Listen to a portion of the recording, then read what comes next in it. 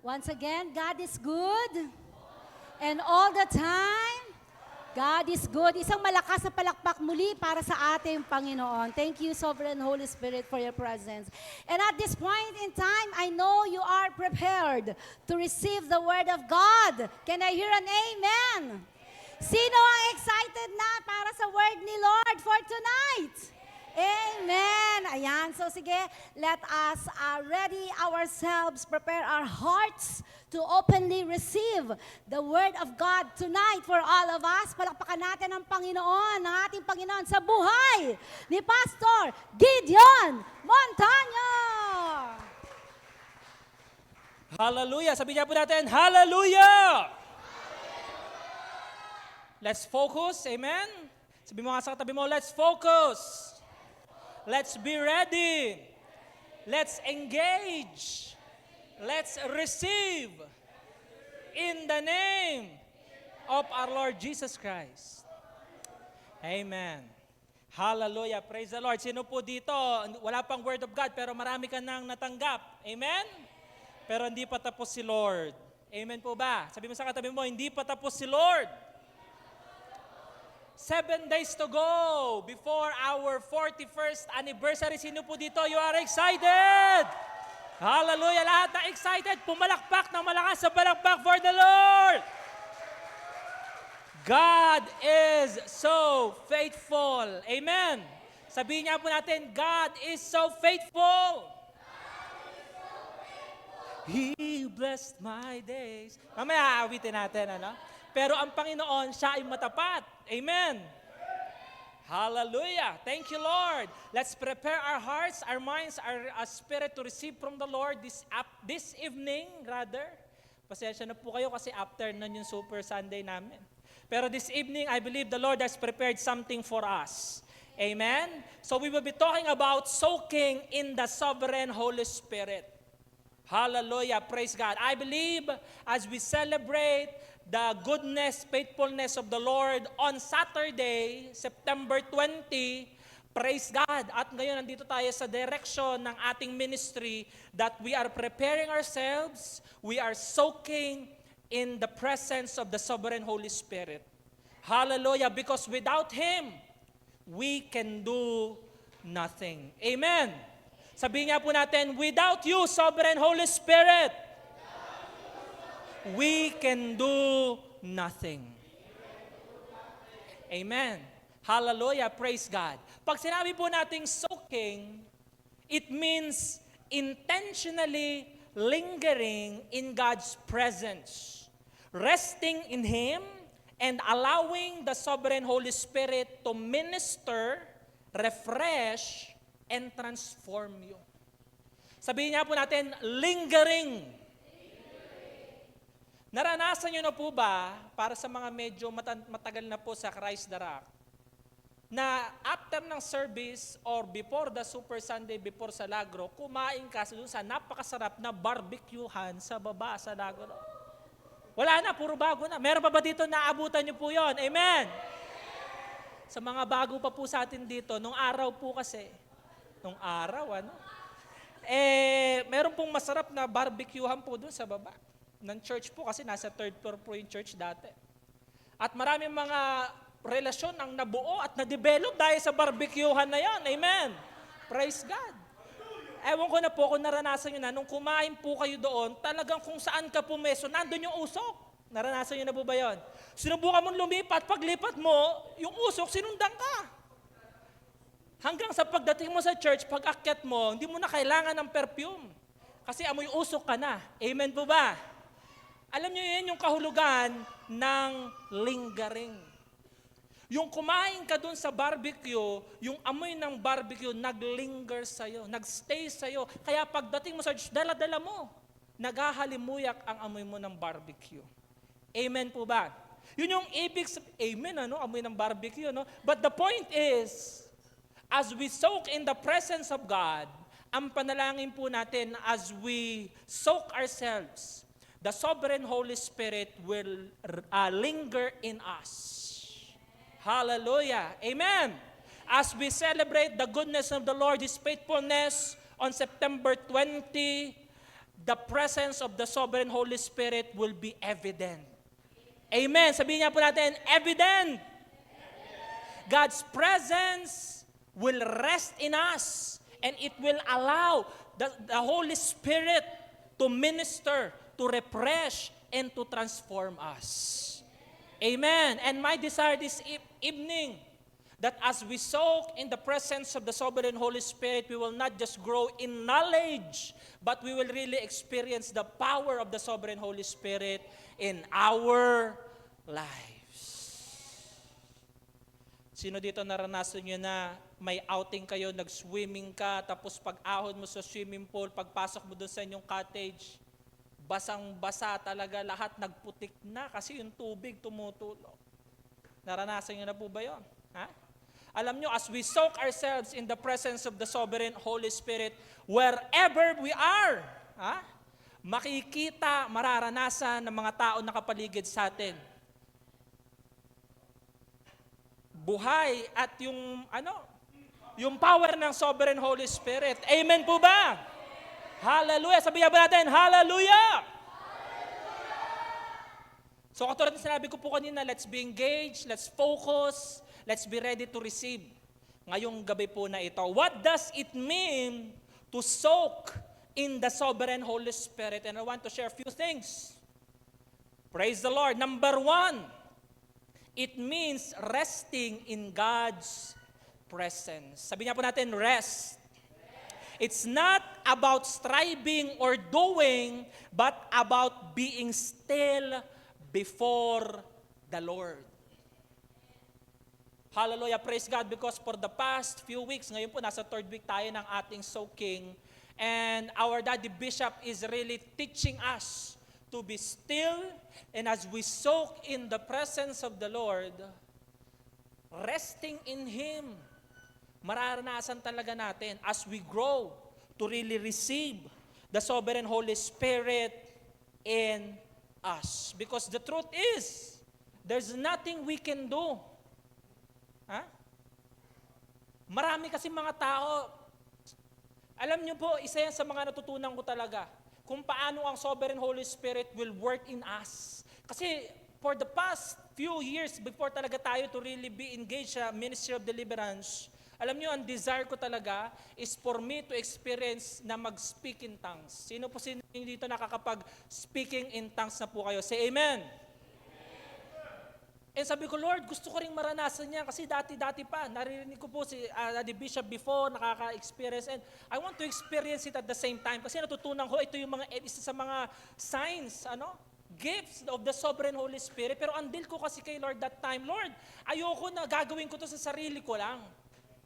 Kasi kung sarili ko, kaya ko naman eh. Naririnig ko eh, napapanood ko. So kung sarili ko, kaya ko, pero ang deal ko, Lord, I want you, Sovereign Holy Spirit, to work in me and give me that sign, that gift of speaking in tongues. And truly, when I learned this principle to really rest in God's presence and to really allow Him to move, to work, hallelujah, praise the Lord. Talagang hinayaan ng Diyos na maranasan ko po yun. And I believe, kung meron dito, hindi nyo pa talaga na-experience yun. As we soak in the presence of the Sovereign Holy Spirit, more, we will experience things we've never experienced before. Amen po ba? Kaya ang sabi sa Psalm chapter 46, verse 10, sabay-sabay po natin basahin. 1, 2, 3, begin. Be still and know that I am God. Alam nyo, as you soak in the Sovereign Holy Spirit, be still and know that He is God over your life. Amen. Over your family. Amen. Over your ministry. Amen. Be still and know that He is our one true Almighty God. Hallelujah. One time, nung ako po nag-healthy living, hanggang ngayon pa rin naman, medyo, mahilig po ako sa tsaa.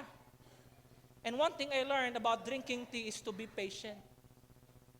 Na kapag may mainit na tubig na at inilagay ko na yung bag of tea, I need to patiently wait and let the magic work.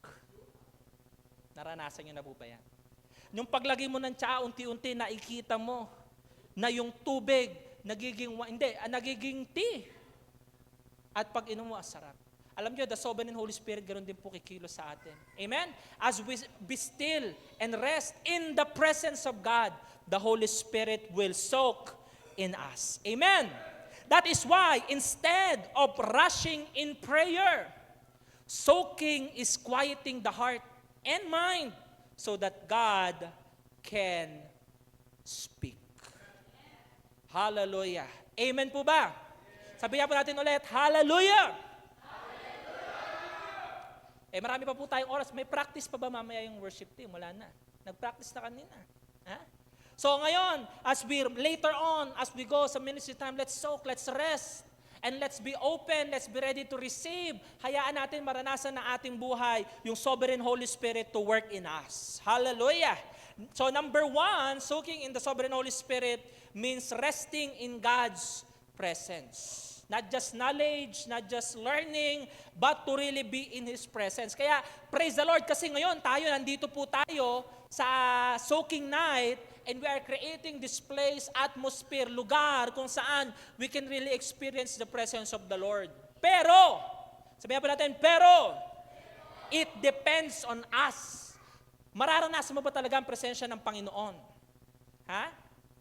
Kasi kung kayo ngayon, nagse-cellphone ka lang, nag-scroll ka lang sa Facebook, nakabati na ako sa online, tapos na, you are not really resting in the presence of God. Pero if you will really focus, be engaged, be ready to receive, you are in command of yourself, hindi ako madidistract sa kahit anong mga bagay, you are opening yourself to really be in God's presence.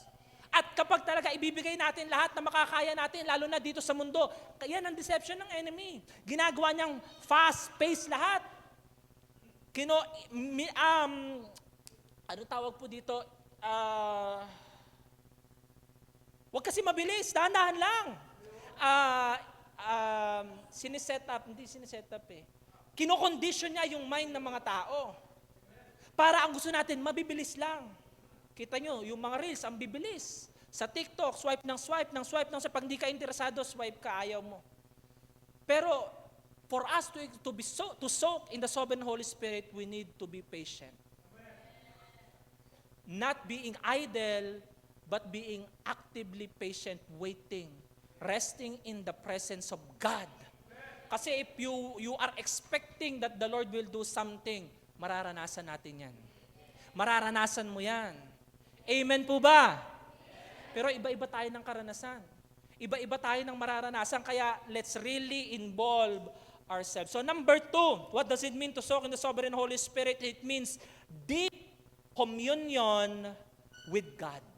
It's not just about reciting words, but about experiencing fellowship with the sovereign Holy Spirit. Alam nyo, a lot of Christians or many Christians can commune with God. But few can have that deep communion with Him. So ang tanong, nasan ka doon? Ikaw ba yung klase ng Christian na sanay ka na, I can pray, pag worship time pa nga, minsan pastor, naiyak pa ako. Maraming mga tao nararanasan yan.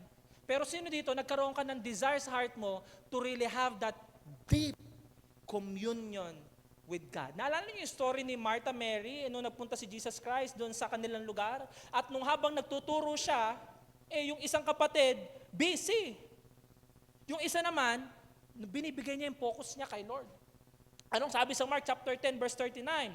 She had a sister called Mary, si Martha, who sat at the Lord's feet, listening to what He said. Tingnan nyo, si Martha at saka si Mary, do you think both of them have communion relationship with Jesus, our Lord Jesus Christ? Amen? Pero yung isa, she chose to have that deep communion with God.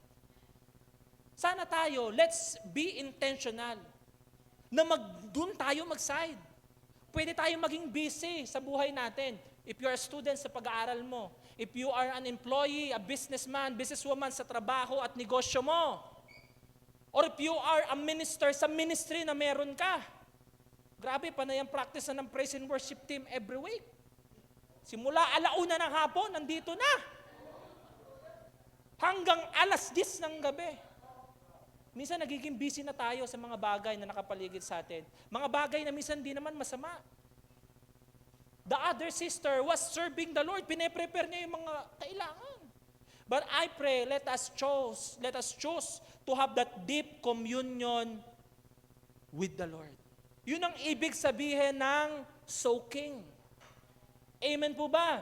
And ngayon, meron tayong opportunity to soak in the Lord, in the presence of the Sovereign Holy Spirit. Huwag po natin itong sasayangin.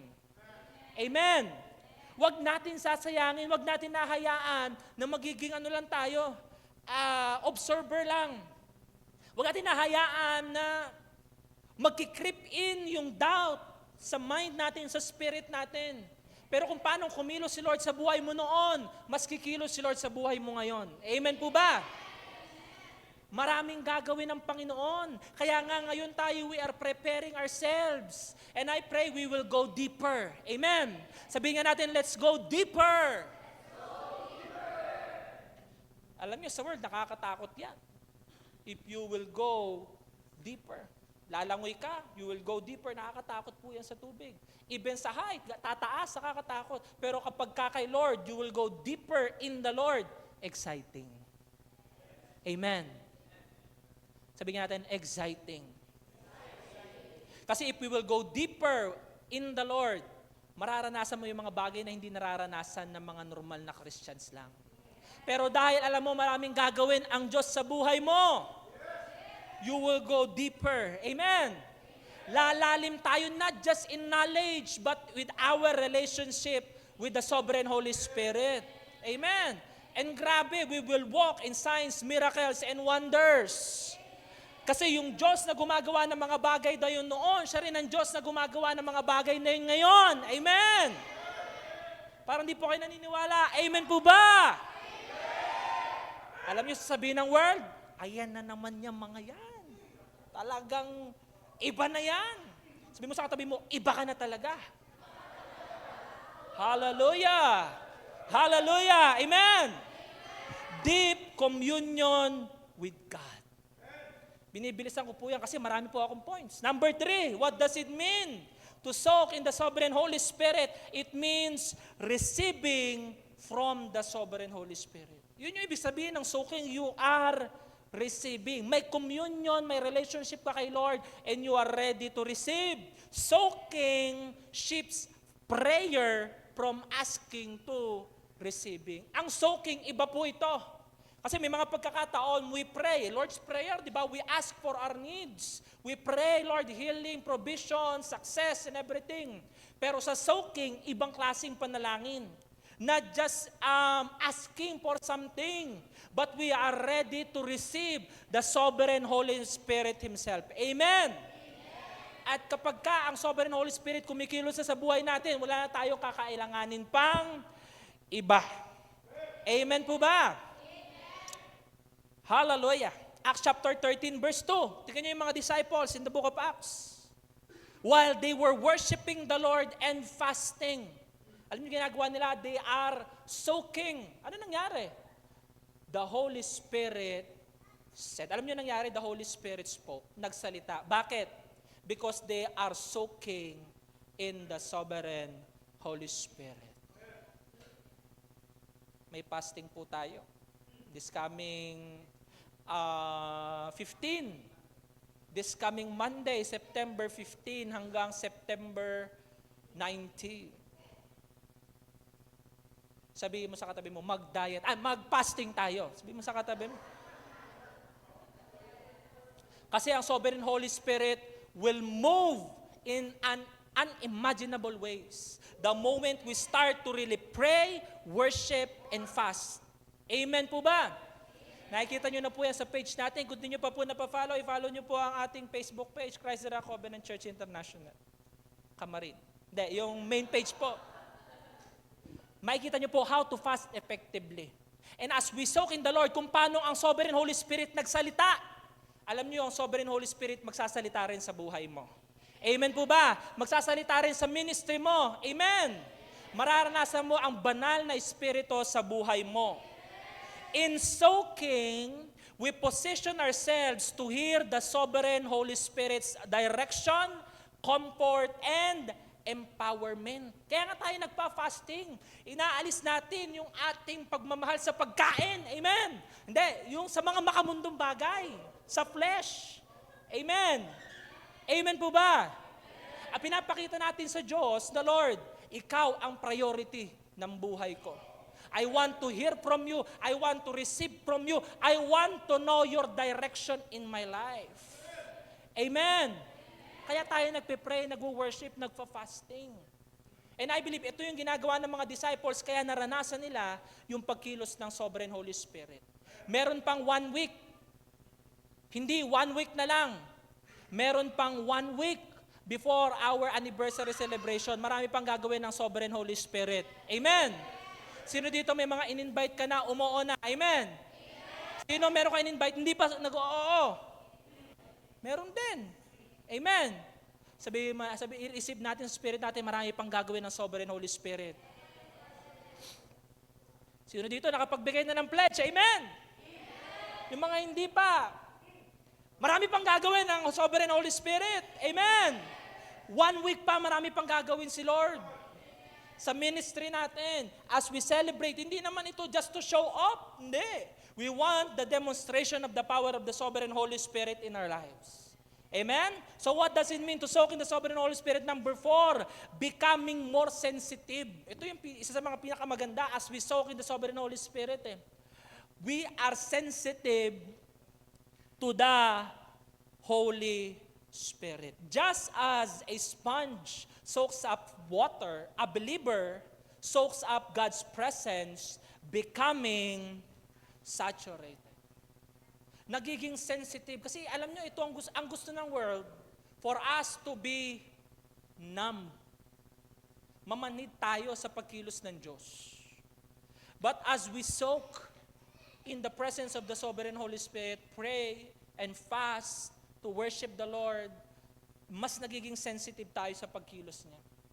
It's not that God is not speaking to us. Oftentimes, hindi lang natin naririnig, hindi natin nararamdaman. Kasi maraming mga pagkakataon, ang tao nagiging numb. But I pray that as we continue to soak in the Lord, hindi lang ngayong gabi na to, but tomorrow and for the next few days, we will become more sensitive sa pagkilos ng Panginoon, sa pagkilos ng Diyos sa atin pong buhay. Amen! Kaya ang sabi ng Bible, Ephesians chapter 5 verse 15, be very careful then how you live, not as unwise but as wise, making the most of every opportunity because the days are evil. Yan ang mundo, grabe, ang ginagawa ng diablo. Amen. Pero naniniwala tayo, mas matindi ang gagawin ng Diyos. Verse 17, therefore, do not be foolish. Sabi mo nga sa katabi mo, do not be foolish. Maging matalino tayo. But understand what the Lord's will is. Do not get drunk on wine which leads to debauchery. Instead, ano sabi ng Bible? Be filled with the Spirit. Maging sensitive tayo, mga kapatid, sa pagkilos ng Sovereign Holy Spirit sa atin pong mga buhay. Para hindi ang direksyon ng buhay natin not towards the world, but towards our Lord. Amen? Kaya sabi ng Bible, fix your eyes. Let us fix our eyes on Jesus, the author and perfecter of our faith. Ang direksyon na yon. Kaya nung si Lord Jesus Christ nagpunta na sa heaven ng Sovereign Holy Spirit, nandito ngayon binigay sa atin. Kasama niya tayo. Siya ang ating counselor, siya ang ating guide. Kaya dapat tayo, we are close with Him to the point that we are very, very sensitive to His direction in our lives. Amen po ba? Number 5, what does it mean to soak in the Sovereign Holy Spirit? It means spiritual renewal and empowerment. Sabihin nga po natin, renewal. Sabihin po natin, empowerment. Ito ang mararanasan talaga natin as we really give our very best to soak in the Lord. Very evident po yan sa mga disciples in the book of Acts. Diba? Kasi ang pangako ng Panginoon in Isaiah chapter 40 verse 31, but they who wait for the Lord shall renew their strength. Nung si Lord Jesus Christ namatay, I believe, marami sa mga disciples discouraged, ano nang gagawin natin ngayon? Pero dahil naranasan nila, nakita nila na buhay ulit ang Panginoon, naranasan nila, dumating ang sovereign Holy Spirit sa buhay nila, may renewed strength. Amen. Merong power, sabihin niya po natin, power. And the sovereign Holy Spirit used those apostles to turn the world upside down. And guess what? The sovereign Holy Spirit will use you now as well. Amen. Kaya we need to really soak in the sovereign Holy Spirit. When you soak, you allow the Spirit, the sovereign Holy Spirit, to recharge your spirit, mind, and even emotion. You will receive fresh anointing, healing, and vision in times of soaking. Maraming ginagawa ang banal na Espiritu in times of soaking. Amen. Kaya huwag kang magpapahuli. Sabihin mo sa katabi mo, huwag kang magpapahuli. Maraming ginagawa ang Diyos sa ministry ng Christ the Rock. Hallelujah! Alam niyo kung paano ko nasabi? Kasi marami na tayong basher. Kung walang ginagawa si Lord sa ministry natin, walang basher. Pero dahil nakikita natin yung attacks ng enemy sa ministry natin, may ginagawa tayong tama. Kaya sabi mo sa katabi mo, huwag kang magpapahuli. Amen po ba? Let us be renewed. Let us receive the empowerment that comes from our God. Hallelujah. Amen. Huwag kang maniniwala sa kasinungalingan ng kaaway. Na wala na yan, hindi na yan totoo. Huwag kang maniniwala sa kasinungalingan ng kaaway na yung naranasan mo noon, hanggang doon na lang. Marami pang gagawin ng Diyos. Hihigitan niya pa lahat ng naranasan mo. Gagamitin ka pa niya mightily for the kingdom of God. Amen. That is what it means to really soak in the sovereign Holy Spirit. Sino dito you want to soak in the sovereign Holy Spirit? Say amen. But why? Sabihin natin, why? Bakit? Why do we need to be soaked in the sovereign Holy Spirit? Number one, because we need self-edification. Sabihin nga natin, self-edification. 1 Corinthians chapter 14, verse 3. Anyone who speak in a tongue edifies themselves. Di ba kayo nagtataka, siguro, bakit ba panay na speaking in tongues na lang dito sa church na to? Hallelujah nga, nahirapan pa ako sabihin. Speaking in tongues pa. Kasi ang sabi ng Bible, anyone, sabihin natin, anyone. Kahit sino na magsasalita, speak in tongues will edify himself. Kaya tayo, we are using this sign, this gift from God. Ano bang ibig sabihin ng speaking in tongues po na yan? 1 Corinthians chapter 14 verse 2. Pagpasensyahan nyo na po, bulakin nyo. Mix na po yan. Ano ang sabi ng Bible? For anyone who speaks in a tongue that does not speak to people but to God. Indeed, no one understands them. They utter mysteries by the Spirit. Kaya pala na-edify. Alam niyo ibig sabihin na yung speaking in tongues, wala namang masama to pray . Yung normal na prayer, Lord, I worship you, hallelujah, I glorify your name, all praises is to you. Hindi naman masama po yan . But alam niyo, the moment you soak in the presence of the sovereign Holy Spirit, darating ka sa punto ng buhay mo that words are not enough. Sino sa inyo naranasan nyo na yan? Minamahal mo yung nanliligo kakasal na si Marjoy tsaka si JM. Sabi ni JM, hindi na sapat ang mga salita. Isipin mo kay Marjoy lang yan, paano pa kay Lord? Dapat lahat tayo ganon, amen. Yung as you pray, Lord, I worship you, hallelujah, hindi na sapat. Shakarababahanda. Hallelujah. Amen. You need to express that love. You deep communion with the Lord, and you will begin to speak in tongues, word that is unknown, cannot be understand, but as you commune with the Lord, He knows. Kaya kung mag-speaking in tongues ka lang, just for the sake of shakarababa, Hindi. Check your heart. Are you really communing with God? Amen. Because anyone who speaks in tongue does not speak to people but to God. Lord, I want to express yung heart ko sa inyo. Hindi na sapat ang mga salita. Fill me, Sovereign Holy Spirit. Give me this sign, this gift that comes from you. And your relationship with God will never be the same again. Don't desire it just for the sake na makiblend din ka sa Christ dara kasi lahat sila speaking in tongues. Pero hayaan natin na Lord, kumilos po kayo sa aking buhay. Self-edification, grabe, yung relationship mo kayo mag-iiba. Ikaw bilang isang Kristiyano mag-iiba. Sabi mo sa katabi mo, iba ka na. So why is edifying ourselves in the Sovereign Holy Spirit important? Bakit ito mahalaga? Because it strengthens our faith. Sabi niya po natin, strengthen. Pinapatibay ang ating pananampalataya. As you soak in the Sovereign Holy Spirit, pagtitibayin ka ng Diyos. Jude chapter 1 verse 20, but you, beloved, building yourselves up on your most holy faith, praying in the Holy Spirit. You commune with the Sovereign Holy Spirit, may strengthen ang iyong pananampalataya. When we pray in the Spirit, our inner man is strengthened. Ikaw bilang isang Kristiyano, pagtitibayin ka ng Sovereign Holy Spirit, hindi ka basta-basta maaapektuhan ng gawa ng dyablo sa buhay mo. Amen?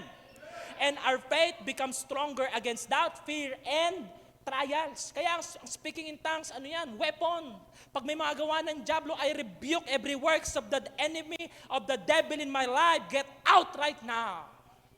Shikarababahandalaba, shikarabahande. Walang magagawa ang kaaway sa buhay mo. Amen. Sino dito yung want to experience to speak in tongues? Say amen. You will become stronger against doubt, fear, and trials. Let the Sovereign Holy Spirit fill you. It strengthens our faith. Number 2, it keeps us spiritually healthy. Sabi nga po natin, healthy. Anong pinagkaiba ng strong and healthy?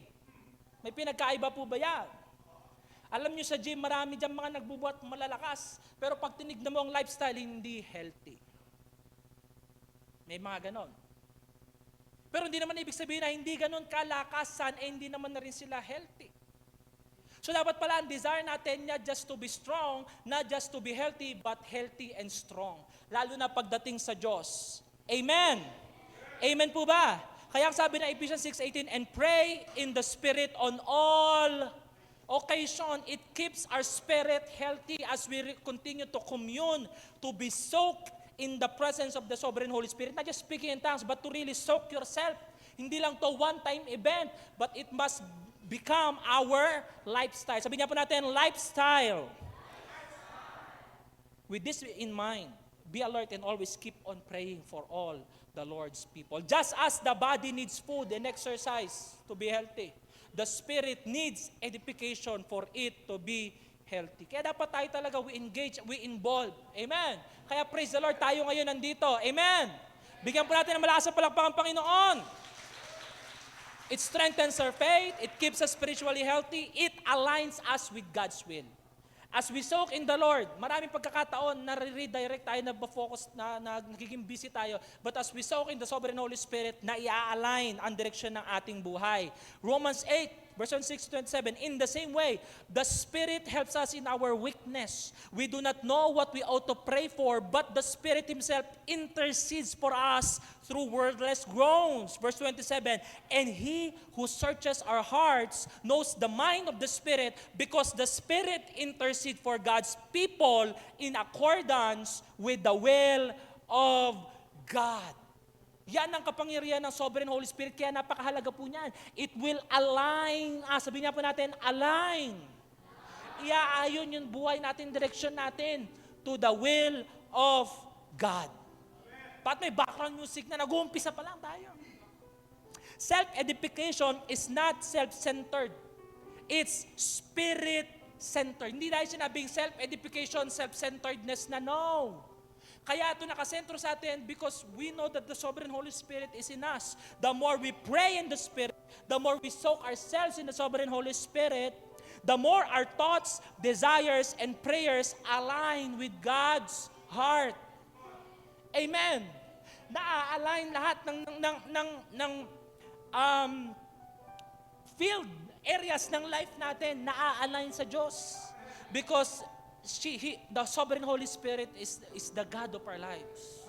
Kaya kailangan tayo babad. You don't just go to church because you need to go to church. You don't just serve God because people are expecting you to serve the Lord.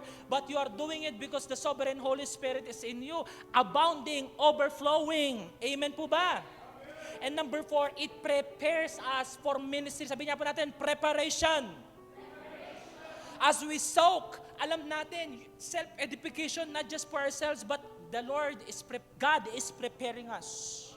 Kaya ang Acts chapter 1 verse 8, but you shall receive power when the Holy Spirit has come upon you and you shall be witnesses. Sabi niya po natin, witnesses.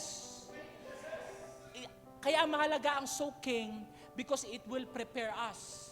Not just to operate in the natural, but to operate in the supernatural. Sabi niya po natin, supernatural.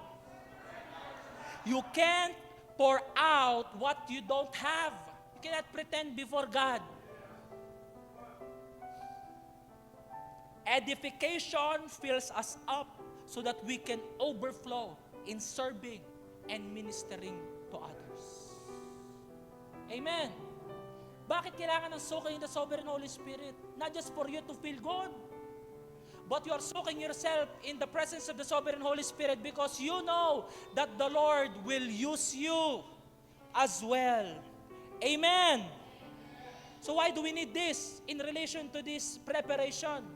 Because the Lord will use us for the fulfillment of world evangelization. Sabi niya po natin, world evangelization. Kaya ang sabi ni Lord Jesus Christ sa Matthew chapter 28 verse 19, go therefore and make disciples of all nations. Praise the Lord because God has led us in the apostolic ministry. Amen. Sabihin niya po natin, apostolic ministry. Dinadala tayo ngayon ng Panginoon in new level. Amen. New levels of our lives, new levels of our ministry. Amen. Grabe, sino mag-aakala few years back that we will walk in the apostolic ministry? Ha? Walang makakapag-akala. Pero mabuti ang Diyos. Pinili niya ang Christ the Rock. Pinili niya tayo para gamitin niya to operate in the apostolic ministry. Amen. Ano ba itong apostolic ministry na to? 2 Corinthians chapter 12, verse 12. Ang sabi ng Bible, I persevered in demonstrating among you the marks of a true disciple. What is the mark of a true apostle? What's the mark of a true apostle? Signs, wonders, and miracles. Amen. Sabihin niya po natin, signs, wonders, miracles. Alam niyo ang tawag dyan, apostolic ministry. Bago ko pa mag-sink in sa akin ang apostolic ministry na to. For the few years, bago tayo mapunta dito, narinig na natin yan, signs, miracles, and wonders. Why? Ang Diyos pala hinahanda na tayo. Kasi gagamitin niya ang ministry natin. Nasa end times na po tayo, mga kapatid. Amen. Huwag tayo magpapahuli. And for us, na maranasan talaga itong signs, miracles, and wonders, we need the sovereign Holy Spirit. Ano itong signs na ito? Binanggit kanina ni Daddy Bishop, Mark chapter 16, verse 17 to 18. Last na. Ano sabi ng Bible? And these signs will accompany those who believe. Sino to? Sabihin natin, tayo yon. Ano tong sign na to na mararanasan natin? In my name, they will drive out demons. They will speak in new tongues. Sign pala yan ng mga naniniwala. Alam nyo, ang line ng enemy, gift lang yan. Pinili lang sa ilan. Gift yan ng Diyos. Pero it is also a sign to those who believe. Pastor, ano ibig sabihin ba yan? Hindi ako naniniwala, kaya hindi ko naranasan yan. Sabi mo sa katabi mo, we need more. Sabi mo sa katabi mo, we need to go deeper. Mararanasan natin to. Amen! They will speak in new tongues. They will pick up snakes with their hands. And when they drink deadly poison, it will not hurt them at all. They will place their hands on the sick people and they will get well. Sino dito gusto nyo itong maranasan? Amen! Apostolic ministry, signs, miracles, wonders. We need to soak in the presence of the sovereign Holy Spirit. Amen! Alam niyo po, 2 days ago, kilala niyo si Mr. Charlie Kirk. Kinuha na ni Lord. Alam niyo, hindi ako masyado na-apektuhan sometimes sa mga ganyan.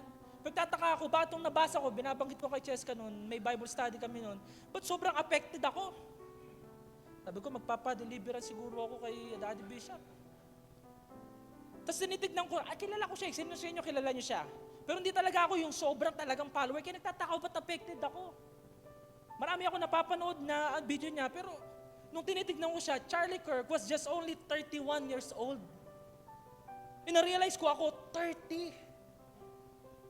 Tapos parang tinanong ako ni Lord, ano na nagawa mo? Grabe, nandun, naghihintay po kami doon, sa ano ako? Parang siya at 31 years old, ang dami niya nang ginawa sa Diyos. Ang influence niya not just in the body, but also sa secular.